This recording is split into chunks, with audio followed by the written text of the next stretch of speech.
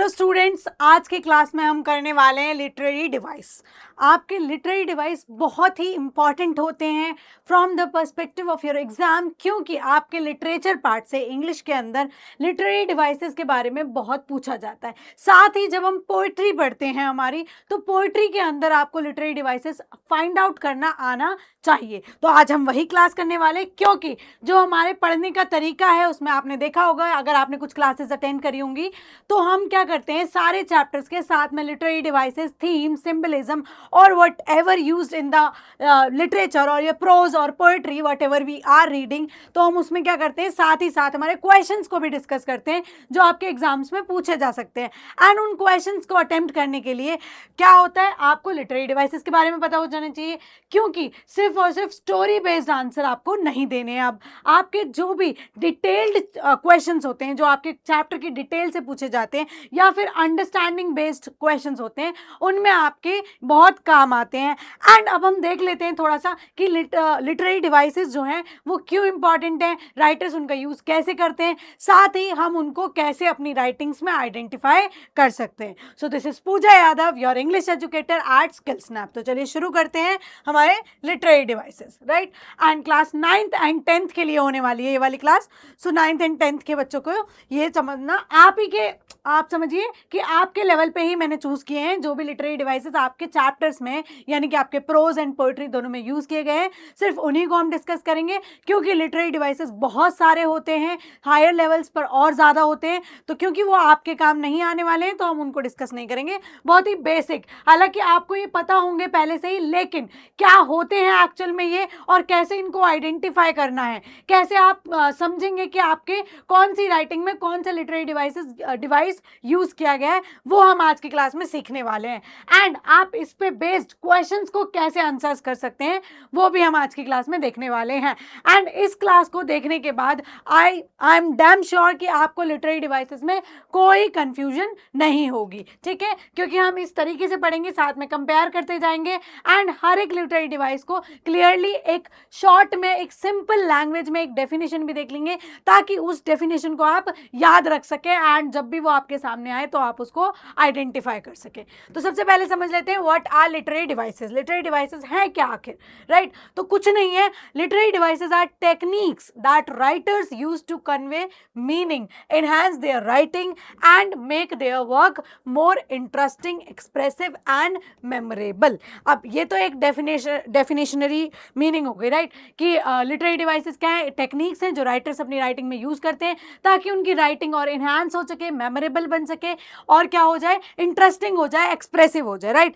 अब यहाँ पर कुछ चीजें डिस्कस कर लेते हैं। आपने देखा होगा कि आप कभी कुछ लिखते हैं या आपको कुछ लिखने के लिए बोल दिया जाए, तो आपकी राइटिंग में आप जो भी लिख पा रहे हैं, तो लिख रहे हैं, आप फील करते हैं कि आप अच्छे तरीके से एक्सप्रेस नहीं कर पाते।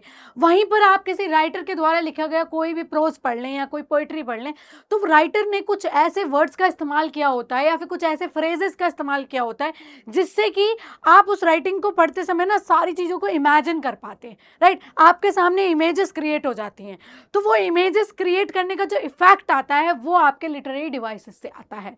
यानी कि राइटर अपनी राइटिंग को और ज्यादा इंटरेस्टिंग बनाने के लिए, और ज्यादा, जैसे सस्पेंस होता है आपका राइटिंग्स में, देखा ना आपने, सस्पेंस होता है, क्लाइमेक्स आता है, आपके ड्रामा अगर आप कोई पढ़ेंगे तो उसमें क्लाइमेक्स एंड ऑल है, तो ये सारे इफेक्ट जो आते हैं राइटिंग के अंदर वो आपके लिटरेरी डिवाइसेस के यूज से ही आते हैं, ताकि राइटिंग जो है काफ़ी सटल वे में आपके सामने इमेजरी क्रिएट कर सके, विविड इमेजरी आपके सामने क्रिएट कर सके, इंटरेस्टिंग लगे आपको, साथ ही साथ आप उससे बहुत ज़्यादा रिलेट कर पाएँ, आप उसको एकदम अपने सामने से फील कर पाएँ, राइट। सिंपली आप समझिए, राइटर जो फील कर रहा है उसको लिखते समय वो आप फील कर पाएं, या फिर अगर कोई फिक्शनल राइटिंग लिख रहा है तो जो राइटर चाहता है कि आप किस तरीके से पढ़ें, कौन से इमोशंस को फील करें उस राइटिंग को पढ़ते समय, तो उन इमोशंस को इंक्लूड करने के लिए, इनकलकेट करने के लिए राइटर क्या करते हैं, लिटरेरी डिवाइसेस का यूज करते हैं। चलिए, why do writers use them, अब हम देख लेते हैं। To create vivid images in the readers mind, reader के माइंड में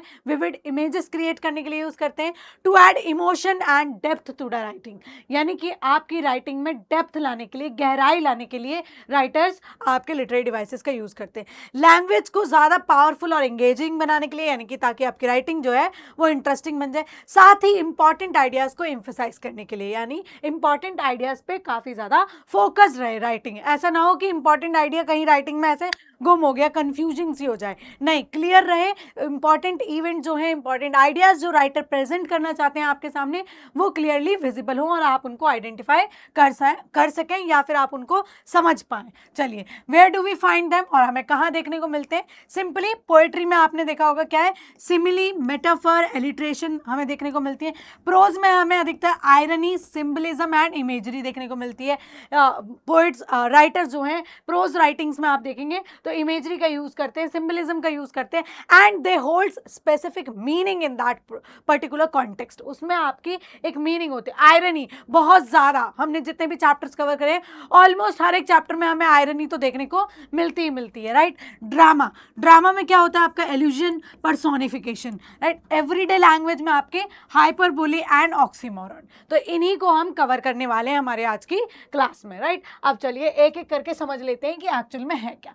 तो सबसे पहले है आपका सिमिली, ठीक है। सिमिली क्या है? Simply A direct comparison between two different things using the words like और एज, यानी कि कोई दो अलग अलग चीजें, दोनों बहुत अलग चीजें हैं एंड उनको डायरेक्ट कंपेयर किया जा रहा है, साथ ही में वर्ड्स का इस्तेमाल किया जा रहा है, कौन से? लाइक और एज जैसे वर्ड्स का, ठीक है। जैसे कि लाइक और एज, आप एग्जाम्पल देख लेते हैं। Her smile was like sunshine on a rainy day, तो उसकी स्माइल को सनशाइन से कंपेयर किया जा रहा है by using the word like, right. तो ये क्या है? आपकी सिमिली है। एग्जाम्पल हो गए। एक और एग्जाम्पल देखते हैं। ही रैन एज फास्ट एज अ चीता, तो उसकी स्पीड को चीता की स्पीड से कंपेयर किया जा रहा है, साथ ही में वर्ड्स को यूज किया जा रहा है एज फास्ट एज, ठीक है। तो यहाँ पे क्या है? डायरेक्ट कंपैरिजन हो रहा है। आपको याद रखना है, जहाँ पे डायरेक्ट कंपैरिजन हो रहा है, साथ में लाइक और एज जैसे वर्ड्स का यूज हो रहा है, वो आपकी क्या है? सिमिली है, टू डिफरेंट थिंग्स के अंदर, ठीक है। चलिए, the soldiers fought like Lions in battle, soldiers ने कैसे लड़ाई की? सोल्जर्स को लायन से कंपेयर किया जा रहा है। Life is like a box of chocolates, Forrest Gump, ये फॉरेस्ट गंप से लिया गया है, जिसमें क्या है? लाइफ को चॉकलेट बॉक्स से कंपेयर किया है। चलिए, रिमेंबर कीवर्ड्स, आपको कीवर्ड्स याद रखने। सिमिली के अंदर क्या है? लाइक और as. Simile is always use like और as to compare. Trick, if you can replace like और as with is, it becomes a metaphor. यानी कि अब यहाँ पे आपको इस चीज को बहुत ध्यान देना है, क्योंकि नेक्स्ट जो हमारा है लिटरेरी डिवाइस, वो मेटाफर ही है, राइट। अब अगर आप क्या कर सकते हैं, लाइक और एज को इज से रिप्लेस कर देंगे, ठीक है, तो यानी कि वो क्या हो जाएगा? मेटाफर हो जाएगा। अब सिंपली एक सिंपल भाषा में बता देती हूँ आपको। जहां पे आपने कंपेयर कर दिया दो अलग चीजों को, वो क्या हो गया? आपका सिमिली हो गई, ठीक है। यानी कि जिसको हम कहते हैं हिंदी में उपमा अलंकार, ठीक है, उपमा अलंकार। एंड उसी के साथ हम पढ़ते हैं रूपक अलंकार, राइट। क्या करते हैं आप? उसमें एक चीज को दूसरी चीज का रूप दे देते हैं, यानी कि आप एक चीज को दूसरी चीज डायरेक्टली बता देते हैं। सिमिलर होता है, सेम चीज हमारे क्या है? मेटाफर है। यानी कि किसी चीज को अगर आपने कोई दूसरी चीज बता दी तो क्या हो गया? वो आपका मेटाफर हो गया, ठीक है। मेटाफर के लिए एग्जाम्पल देख, पहले डेफिनेशन देख लेते हैं। A direct comparison between two unlike things without using like और as, it states that one thing is another. अब क्या है? डायरेक्ट कंपैरिजन होता है, कोई लाइक और एज जैसे वर्ड्स का इस्तेमाल नहीं होता, साथ में ये स्टेट करता है कि एक चीज जो है वो एक्चुअल में दूसरी चीज है, सिंपली। अब यहां पर वो इज वाला कॉन्सेप्ट आपको समझ में आ जाएगा। एग्जाम्पल के लिए, लाइफ इज अ जर्नी, ठीक है। अब अगर ये सिमिली होती तो हम क्या बोलते हैं? Life is like a journey, ठीक है। Life is like a journey, but यहां पर क्या बोल दिया है? लाइफ इज अ जर्नी, तो life itself becomes journey. Life जब खुद यहाँ पर जर्नी को, लाइफ को हमने जर्नी बना दिया यहाँ पे, तो ये क्या हो गया? आपका मेटाफर हो गया। सिमिली में अगर ये होता तो क्या होता? Life is like a journey full of adventures, इस तरीके से अगर मैं बोल दूं, ठीक है, तो वो क्या हो जाती? सिमिली हो जाती। लेकिन अगर मैं यहाँ पर बोल रही हूँ life is a journey full of cross roads, तो वो क्या हो गया? आपका मेटाफर हो गया। आई होप आपको डिफरेंस समझ में आया होगा। जब उपमा यानी कि तुलना करना, रूपक यानी कि एक चीज को दूसरी चीज बता देना। एग्जाम्पल के लिए, जैसे कि मैं किसी को बोल दूं कि तुम मैं यूज नहीं करना चाह रही, चलो, जैसे अब मैं किसी को बोल दूं कि तुम गधे जैसे हो, ठीक है, तो जहां पर मैंने जैसे बोल दिया तो वो क्या हो गया? आपका सिमिली हो गई, राइट। एंड वहीं पे मैंने बोल दिया तुम गधे हो, तो वो क्या हो गया आपका मेटाफर हो गया, ठीक है। हालांकि मैं कंपेयर दोनों में ही सेम चीजों को कर रही हूँ, दो अलग अलग चीजों को, यानी कि एक ह्यूमन को एक गधे से कंपेयर कर रही हूँ, दोनों में कंपैरिजन हो रहा है, लेकिन कहने का, कंपेयर करने का तरीका अलग है, तो वो आपको समझना है। सिमिली में लाइक और एज का यूज होगा, मेटाफर में लाइक और एज का यूज नहीं होगा। It directly states that one thing is another, जैसे कि तुम, it is directly stating that you are a donkey, ठीक है। चलिए नेक्स्ट एग्जांपल देख लेते हैं। द क्लासरूम वाज अ जू बिफोर द टीचर अराइव्ड। तो क्लासरूम क्या था, क्लासरूम को डायरेक्टली क्या बता दिया है, जू बता दिया है। Not like, it was not like अ जू, ठीक है, इट वॉज अ जू, ठीक है। तो क्या हो गया, द क्लासरूम वॉज अ जू बिफोर द टीचर अराइव्ड, तो ये आपका मेटाफर है। Time is money, don't waste it, तो टाइम को क्या बता दिया, मनी बता दिया डायरेक्टली, तो ये आपका मेटाफर है। Her voice was velvet smooth and warm, उसकी वॉइस कैसी थी, वेलवेट स्मूथ एंड वार्म, तो डायरेक्टली कंपेयर किया जा रहा है, उसकी वॉइस को डायरेक्टली बता दिया जा रहा है। नाउ रिमेंबर, नो लाइक और as, it says something is something else, वो क्या बोलता है डायरेक्टली कि कुछ चीज जो हम बता रहे हैं वो कुछ और है, ठीक है। एक्सटेंडेड मेटाफर का क्या मतलब है, when a metaphor is developed through out a poem और पैसेज, यानी कि अगर जब क्या होता है, एक पैसेज में, पूरे पैसेज में या पूरी पोम में मेटाफर को डेवलप किया जाता है, यानी कि मेटाफर को और आगे उसको डिस्क्राइब करा जाता है, तो उसको हम बोलते हैं एक्सटेंडेड मेटाफर, ठीक है। एक्सटेंडेड से ही आपको पता चल रहा होगा कि बहुत ज्यादा एक्सटेंड किया गया है उसको। Now all the world's stage, Shakespeare, Shakespeare का एक बहुत बड़ा फेमस डायलॉग है, the world is a stage and we all are players, और we all are actors on that stage, right? So all the world's a stage, तो ये क्या है आपका, शेक्सपियर से एग्जाम्पल है आपके मेटाफर का। चलिए नेक्स्ट इज पर्सोनिफिकेशन, ठीक है। पर्सोनिफिकेशन क्या है, सिंपल वर्ड्स में हम जान लेते हैं, गिविंग ह्यूमन क्वालिटीज, यानी कि किसी भी नॉन ह्यूमन थिंग्स को, ठीक है, चाहे वो लिविंग थिंग हो या नॉन लिविंग थिंग हो, डजेंट मैटर, किसी भी नॉन ह्यूमन थिंग को ह्यूमन क्वालिटीज दे देना, वो क्या हो गया आपका, पर्सोनिफिकेशन हो गया। पर्सन से याद रखना, पर्सोनिफिकेशन यानी कि person's quality, when person's quality is giving to non person thing और non human thing, that is personification. Giving human qualities, feelings और actions to non-human things like animals, objects और ideas, यानी कि non-human things को, जैसे कि objects हो गए, ideas हो गए, animals हो गए, birds हो गए, insects हो गए, और anything else in the world, किसी भी चीज को जब human qualities, human feelings और human actions दे दिए जा रहे हैं, तो वो क्या हो जा रहा है आपका, personification of that particular thing हो जा रहा है। एग्जाम्पल के लिए दे, the wind whispered secrets through the trees, तो विंड विस्पर्ड, विस्पर्ड जो है वो एक ह्यूमन क्वालिटी है एंड विंड को दिया गया है, तो now whispered is personifying the wind, ठीक है। आपके विंड को क्या कर दिया गया है, पर्सोनिफाई कर दिया गया है, यहाँ पे पर्सोनिफिकेशन का यूज किया गया है। The sun smiled down on the children, sun smiled, तो सन इज क्या है, नॉन ह्यूमन थिंग है, whereas smiling is a human action, तो वो क्या हो रहा है, पर्सोनिफिकेशन ऑफ अ सन देखने को हमें यहाँ पर मिल रहा है। Now opportunity knocked at his door just once, opportunity knocked, knocked is an action done by humans and opportunity is a non-human thing, so it is personified, क्या हो रहा है यहाँ पे, पर्सोनिफिकेशन हो रहा है अपॉर्चुनिटी का। The flowers dance in the gentle breeze, flowers dance, right, तो डांस करना क्या है, आपकी ह्यूमन क्वालिटी है which is given to the flowers and flowers are personified here through this, ठीक है। तो यहाँ पे क्या है, पर्सोनिफिकेशन यूज किया गया है। Now remember, ask yourself, is a non human thing doing something only a human can do, आप हमेशा आइडेंटिफाई करने के लिए पूछ सकते हैं, क्या कोई भी नॉन ह्यूमन थिंग हमें देखने को मिल रही है जो ऐसी चीज कर रही है या ऐसा फील कर रही है जो ओनली ह्यूमंस कर सकते हैं। Common in poetry, nature writing and children's literature, अक्सर आपको देखने को मिलता है किसमें, पोएट्रीज में, पोएट्री में, नेचर राइटिंग्स में एंड चिल्ड्रंस लिटरेचर में, ठीक है। आपकी कुछ राइटिंग्स में भी देखने को मिलेगा, यानी कि जब हम चैप्टर्स कवर करेंगे तो उनमें भी हमें देखने को मिलेगा, साथ ही साथ उसमें आइडेंटिफिकेशन भी करते जाएंगे हम जब हम हमारी चैप्टर्स की क्लासेस को कवर करेंगे तब, चाहे वो पोएट्री की हो या प्रोज की हो, ठीक है। तो इसी तरीके से समझने के लिए आपको कहाँ रहना है, स्किल स्नैप पे रहना है, क्योंकि हम आपको पूरा कोर्स, फुल कोर्स आपका किस में करवाएंगे, फ्री ऑफ कॉस्ट करवाएंगे, सब कुछ आपको यहीं पे मिलेगा। साथ ही जो हमारे वन शॉट लेक्चर होने वाले हैं वो इस तरीके से होने वाले वाले हैं कि आपको उसके अलावा और कोई वीडियो, कोई लेक्चर, कुछ भी देखने की ज़रूरत नहीं पड़ेगी। ट्रस्ट मी, आपका सब कुछ यहीं पर एट सेम प्लेटफॉर्म हम आपको कवर करवा के देंगे। साथ ही साथ हम आपको फ्री नोट्स भी प्रोवाइड करते हैं जो कि आपके एग्जाम्स में बहुत ज़्यादा काम आने वाले हैं। चलिए आगे देख लेते हैं। Next is alliteration. ठीक है, एलिट्रेशन में क्या फ़र्क है आप देखिए।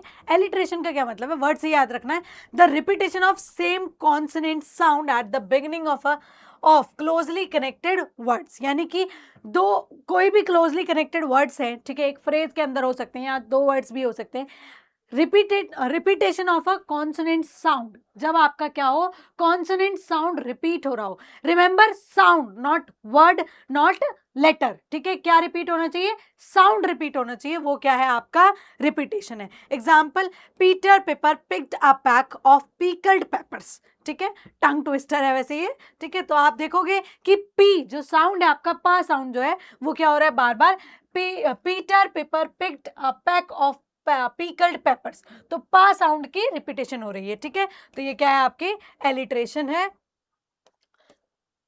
Now the next one is sea shells by the sea shore. तो यहाँ पे क्या है, श श श श श श, तो श साउंड का रिपीटेशन हो रहा है, that is alliteration. The next one is the fair breeze blew. तो यहाँ पे ब बा, ठीक है, बाबा साउंड रिपीट हुआ है।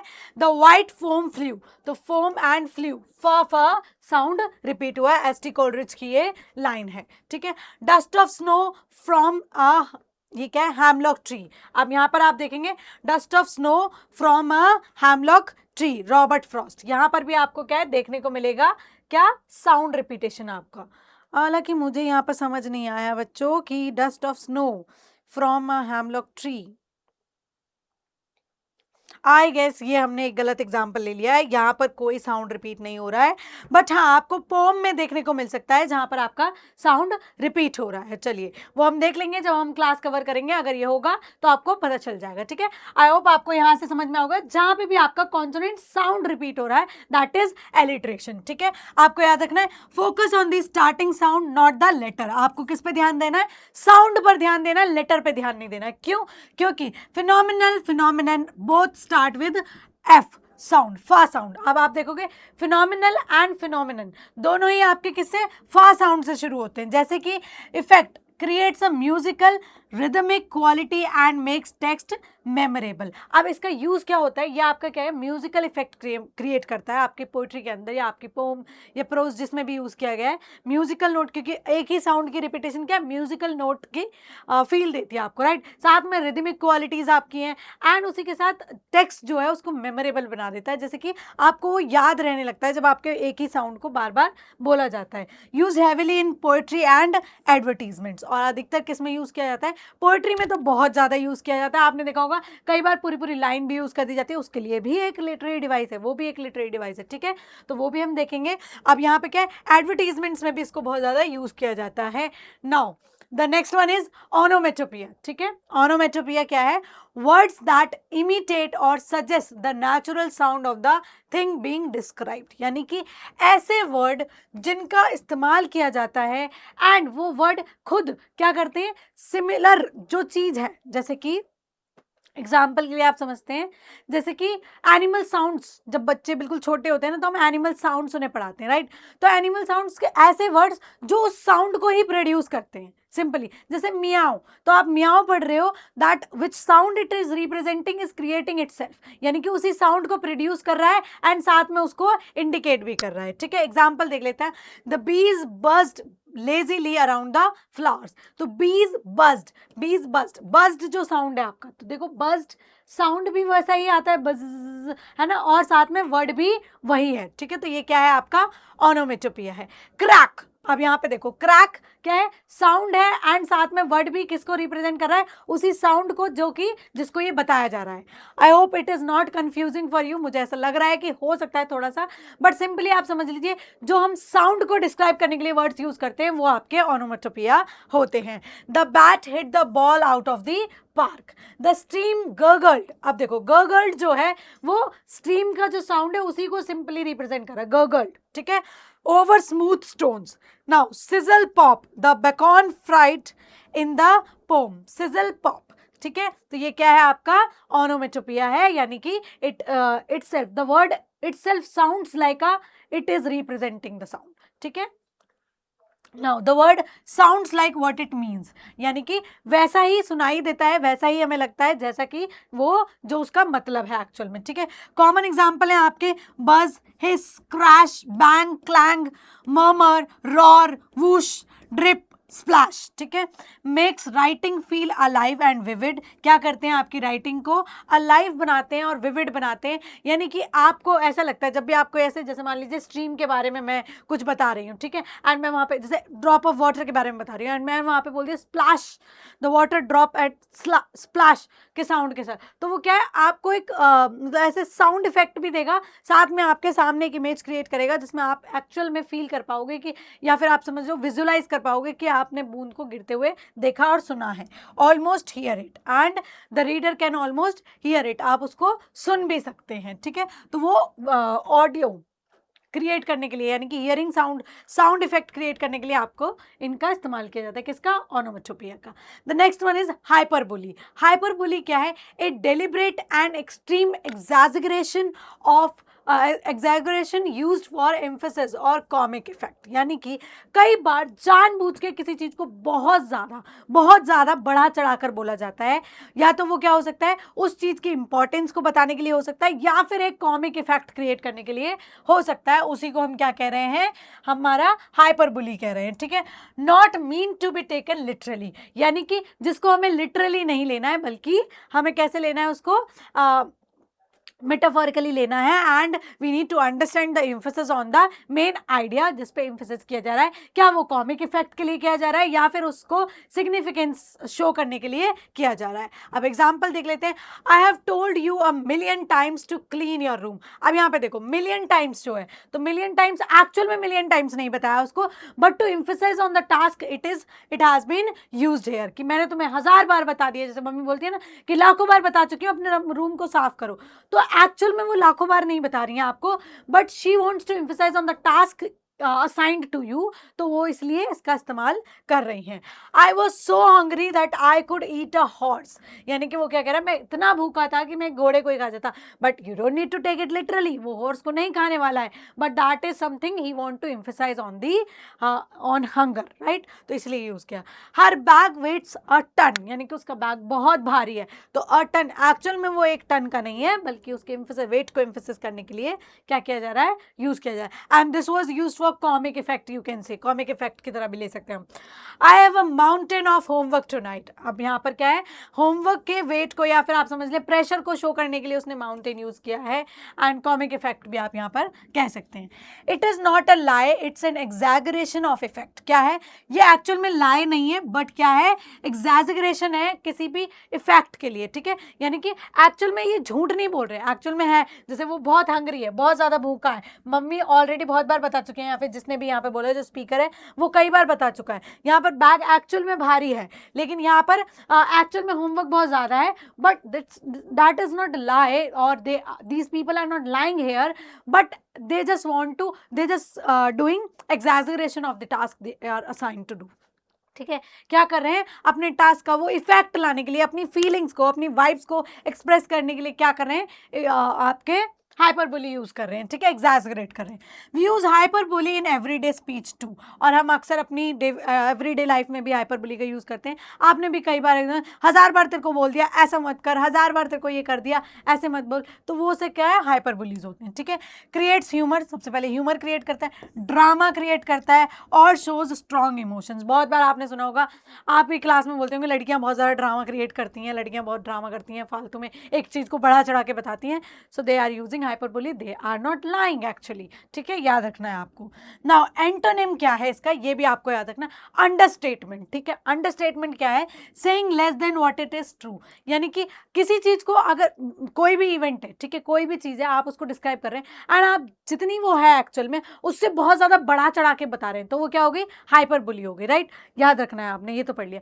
लेकिन अगर एक्चुअल में कोई सीरियस सिचुएशन है, लेकिन आप उसको बहुत लाइटली बता रहे हैं, यानी कि you are not telling in a way that the situation is actually, उससे बहुत कम मतलब ऐसे बहुत हल्के में बता रहे हैं तो वो क्या हो जाता है आपका अंडरस्टेटमेंट कहा जाता है, यानी कि किसी भी मैटर की सीरियसनेस को या फिर वो जो एक्चुअल में है उससे कम बताना, उससे लेस बताना, तो वो क्या है आपका अंडरस्टेटमेंट होता है। दोनों ही एक दूसरे के एंटोनिम्स है। चलिए ऑक्सीमोरन देख लेते हैं। ऑक्सीमोरन क्या है? A figure of speech that places two contradictory words side by side to create a unique meaning. क्या करते हैं? एक अलग मीनिंग क्रिएट करने के लिए दो कॉन्ट्राडिक्टरी वर्ड्स को एक साथ इस्तेमाल किया जाता है, ठीक है? दोनों साइड बाय साइड होंगे, कॉन्ट्राडिक्टरी, ठीक है? एग्जाम्पल के लिए there was a deafening silence, जैसे कि डेफनिंग एंड साइलेंस क्या है? दोनों ही कॉन्ट्राडिक्टरी वर्ड्स हैं, because deafening sound can only be noise not silence, right?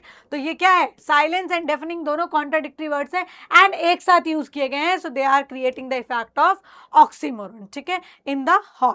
Now the bitter sweet memories of childhood, तो बिटर स्वीट दोनों क्या है? ऑपोजिट वर्ड्स हैं, एक साथ यूज किए गए हैं, क्या हो गया आपका? ऑक्सीमोरन हो गया। He is a living legend in cricket, तो living legend, legend is usually the people who has already died and living, दोनों क्या कर रहे हैं आपके?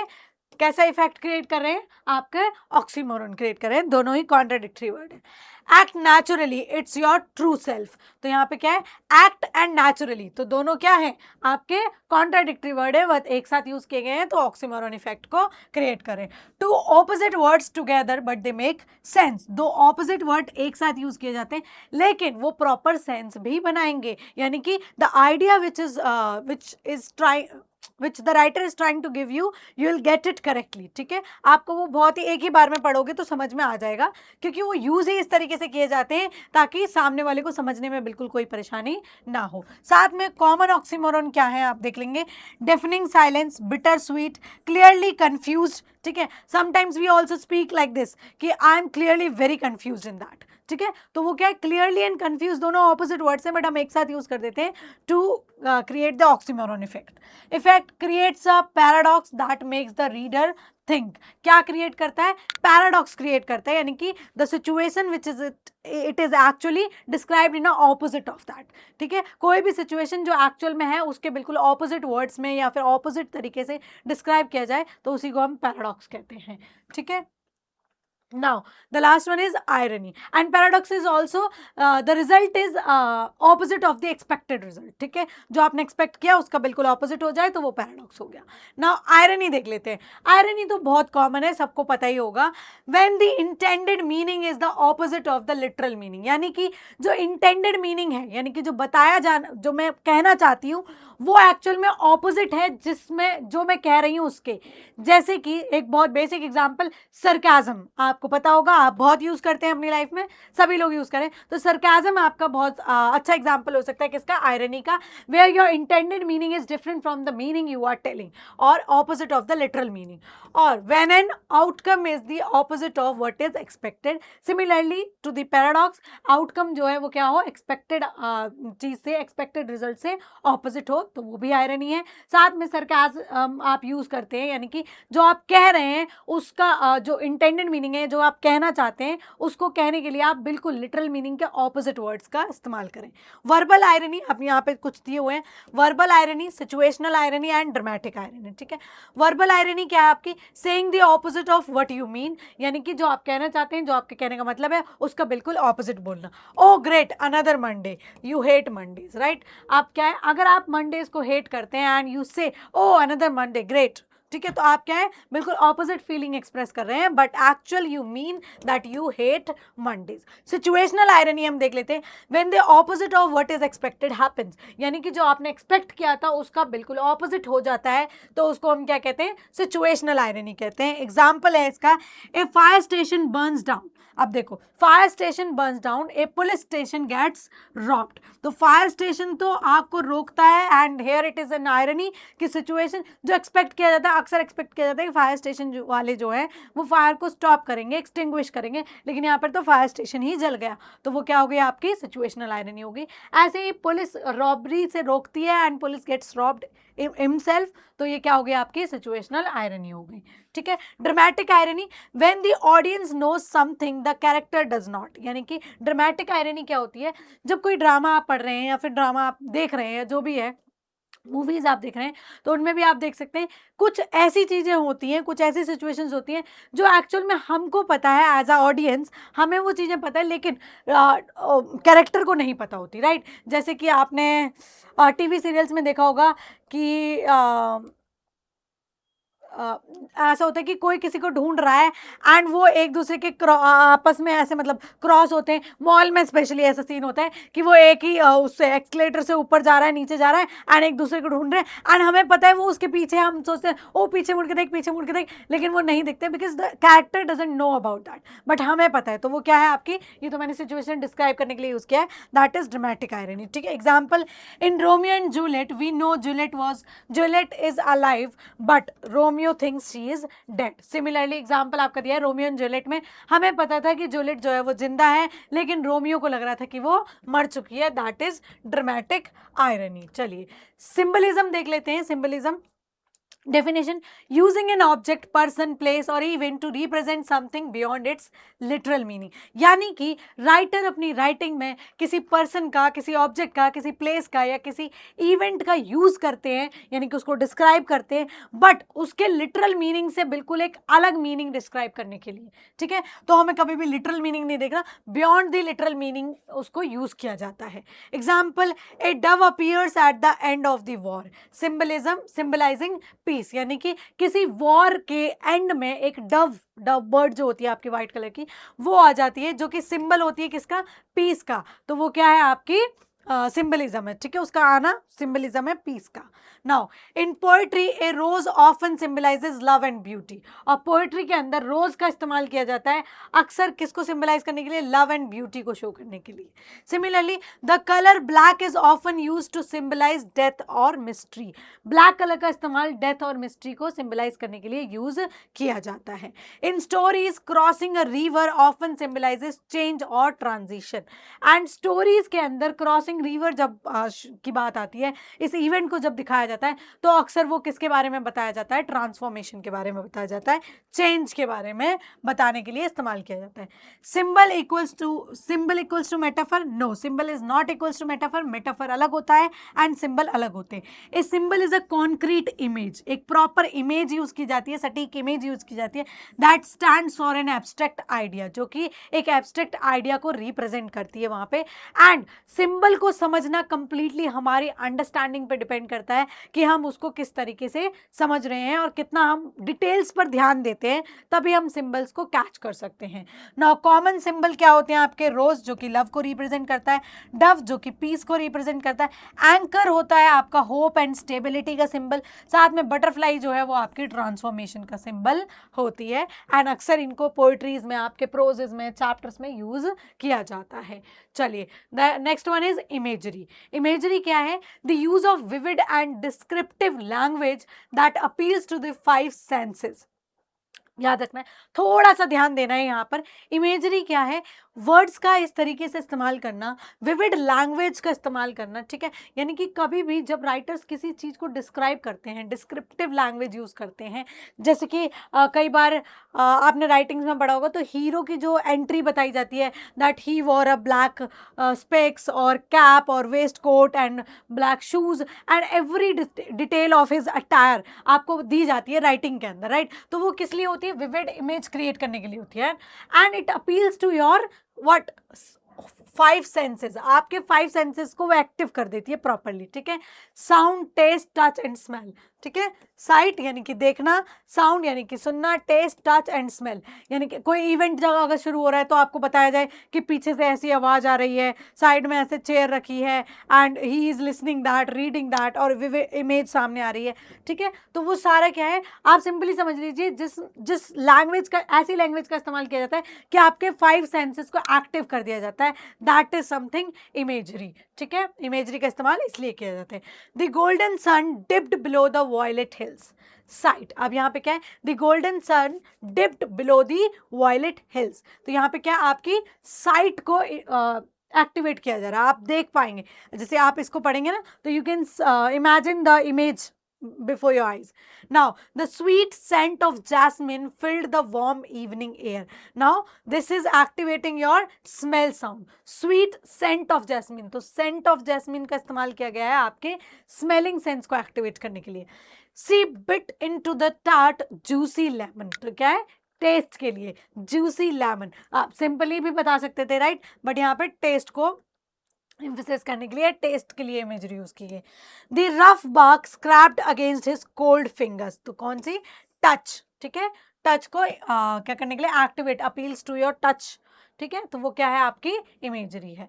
साथ में यहाँ पे देख लीजिए टाइप्स ऑफ इमेजरी कैसी होती है. विजुअल इमेजरी होती है, ऑडिटरी इमेजरी होती है. विजुअल इमेजरी जो साइट को एक्टिवेट करती है, ऑडिटरी इमेजरी जो साउंड को एक्टिवेट करती है, यानी कि हियरिंग को अपील करती है. ऑल्फैक्टरी इमेजरी जो कि आपकी स्मेल को अपील करती हैं, that you can smell that. Gustatory जो कि टेस्ट को अपील करती हैं. साथ में टेक्टाइल जो कि आपके टच को अपील करती हैं या फिर टच, सेंस ऑफ टच को एक्टिवेट करती हैं. Effect makes the reader experience the scene rather than just read it. और क्या इसका इफेक्ट होता है, रीडर को फील करवाने में हेल्प करती है. That reader feels the action और the thing whatever the writer is trying to describe rather than reading it. सिर्फ रीड नहीं करता, रीडर उसको फील भी कर पाता है, सेंस भी कर पाता है सारे सीन को, ठीक है. स्पेशली आप गॉथिक राइटिंग्स जब पढ़ेंगे या फिर डिटेक्टिव फिक्शंस एंड ऑल पढ़ेंगे आप, तो आप इमेजरी आपको बहुत ज़्यादा देखने को वहाँ पर मिलेगी. The next one is allusion, ठीक है. एल्यूजन देख लेते हैं. A brief and indirect reference to a person, place, event और literary work that the reader is expected to know. अब यहाँ पे क्या है, रेफरेंस दिया जा रहा है, ठीक है. रेफरेंस से आप याद रख सकते हैं एल्यूजन, ठीक है. एल्यूजन में क्या है, ब्रीफ और इनडायरेक्ट रेफरेंस दिया जाता है. डायरेक्ट रेफरेंस नहीं है बिल्कुल, ब्रीफ बहुत कम छोटा सा रहेगा और इनडायरेक्ट रहेगा. वो एक पर्सन की तरफ हो सकता है, प्लेस को रेफर कर सकता है, इवेंट को रेफर कर सकता है, साथ में लिटरेरी वर्क को रेफर कर सकता है जो कि राइटर ने ऑलरेडी पढ़ा हुआ है या राइटर को उसके बारे में पता है. He has the Midas touch, everything he does turns to gold. अब यहाँ पे क्या बोला है, उसके पास मिडास टच है, वो जिसको भी टच करता है वो क्या हो जाता है, गोल्ड में हो जाता है. तो this is something reader intends to know, right. तो उसके बारे में यहाँ पे बात की गई है. Winning that match was his Waterloo, ये क्या, नेपोलियंस डिफीट, ठीक है. तो winning that match was his Waterloo, Napoleon's defeat को क्या कर रहा है, ये रेफर कर रहा है. She was a real Einstein in mathematics, तो क्या कर रहा है, आइंस्टीन को क्या कर रहा है, रेफर कर रहा है, refer to the person, right. Don't open Pandora's box with that question. Pandora's के बॉक्स को, तो it is also referring the object. और now remember, not the same as illusion. नाउ illusion and right, the illusion is not same as illusion. illusion का मतलब होता है किसी चीज को आप इमेजिन करते हैं, ठीक है, आपको धोखा हो जाए. But an illusion hints at something, it does not explain it. illusion क्या करता है, सिर्फ और सिर्फ हिंट देता है. illusion whereas you just imagine the thing, और आपको क्या हो जाता है, धोखा हो जाता है, and you see the thing actually. but in illusion it just hints to the something, it doesn't explain it. Source क्या है आपका, माइथोलॉजी हो सकते हैं आपके, हिस्ट्री हो सकती है, लिटरेचर हो सकता है आपका, साथ में रिलीजन हो सकता है. जैसे कि माइथोलॉजी में एक्लीज हील, हिस्ट्री में ए वाटरलू, लिटरेचर में आपका शेक्सपियरियन एल्यूजन हो सकते हैं, ठीक है. रिलीजन में आपका एक जुडास हो सकता है. सिंपली जो आपके ऑलरेडी चीज़ें हैं या फिर ऑलरेडी एग्जिस्टिंग नॉलेज की तरफ क्या करेगा, इशारा करेगा, चाहे वो पर्सन के बारे में हो, प्लेस के बारे में हो, इवेंट के बारे में हो या किसी लिटरेरी वर्क के बारे में हो. सो एक क्विक रिवीजन ले लेते हैं, क्विक रेफरेंस ले लेते हैं हमने जो भी पढ़ा है उनका, ठीक है. Literary devices at a glance साथ में देख लेते हैं. So these are the all literary devices which we need to cover in class 9th and 10th. हो सकता है कुछ आपको देखने को भी ना मिले, कुछ एक्स्ट्रा भी हो, और या फिर कुछ आपके रह भी गए हो. अगर हमारे कोई भी ऐसे लिटरेरी डिवाइस होगा जो हमने आज की क्लास में कवर नहीं किया होगा एंड वो आपके किसी भी प्रोज में या पोएट्री में आ जाएगा, तो हम विद इन दी चैप्टर, जब हम चैप्टर पढ़ेंगे तो हम उसके साथ कवर करेंगे. डोंट वरी, ठीक है, उसकी चिंता आपने नहीं करनी है. देख लेते हैं. सिमिली, कंपैरिजन यूजिंग लाइक और एज, ठीक है. She is like a star. Metaphor, direct comparison without like or as simply is. Stating the one thing is another. Life is a journey. Personification, human traits to non-human things. ठीक है. The wind whispered. Alliteration क्या हो गया? Same starting consonant sound. Repetition of the sound क्या हो गई आपकी? Alliteration हो गई. Dusty dry desert days. No. Onomatopoeia, word sounds like its meaning. Word कैसा sound करेगा? जो कि उसकी meaning है, meaning की तरह ही. The clock ticked loudly. Oxymoron, oxymoron क्या है? Two contradictory words together and also makes sense. ठीक है. Deafening silence. Irony, opposite of expected. Literal, यानी कि literal से opposite बोलना या फिर expected से opposite result आना. A fire station burns. Hyperbole क्या हो गया? Extreme exaggeration हो गया आपका. I have told you a million times. Symbolism क्या हो गया? Object, abstract idea. Object जो कि represent करता है किसी भी abstract idea को. Dove equals to peace. Imagery, peace. Imagery क्या है? Appeals to the 5 senses. आपको याद रखना है इमेजरी बहुत इंपॉर्टेंट होती है. 5 सेंसेस से अपील करती है. Sense of sight, touch, hearing and smell and taste. ठीक है. The cold rough stone. Allusion क्या है? Different from illusion. याद रखना है allusion is not illusion. Allusion indirect cultural reference. क्या है? इनडायरेक्टली ब्रीफली कल्चरल रेफरेंस दिए जाते हैं, चाहे वो हिस्टोरिकल हो, आपका किसी पर्टिकुलर राइटर का हो, किसी पर्सन का हो, किसी पीस ऑफ राइटिंग का हो, किसी का भी हो सकता है. इनडायरेक्ट रेफरेंस जो होते हैं वो आपके क्या है? एल्यूजन है. And it is completely different from illusion. So this was all about literary devices. And इसके अलावा आई डोंट थिंक सो कि कोई और आपको पढ़ने की ज़रूरत पड़ेगी. एंड साथ साथ हम क्लासेस में भी देखते जाएंगे. एंड अगर आपको मज़ा आया हो तो लाइक कर देना एंड वीडियो को शेयर करना मत भूलना, अपने फ्रेंड्स के साथ शेयर करना. एंड बने रहिए हमारे साथ एट स्किल स्नैप. इसी तरीके से हम आपको फ्री ऑफ कॉस्ट पूरा कोर्स कंप्लीट करवाएंगे यहीं पर. चलिए मिलते हैं आपसे अगली क्लास में. Bye bye.